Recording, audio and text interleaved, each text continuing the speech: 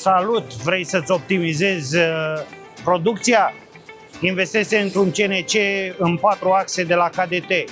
Vorbim aici de 6 traverse dotate cu ventuze de la Schmalz, Germania, electromandrină italiană HSD de 13,2 kW, grup de găurire nou burghie în plan vertical, axa C de rotație, astfel încât poți să-ți faci cele mai noi tipuri de sculpturi și frezări pe piesele tale.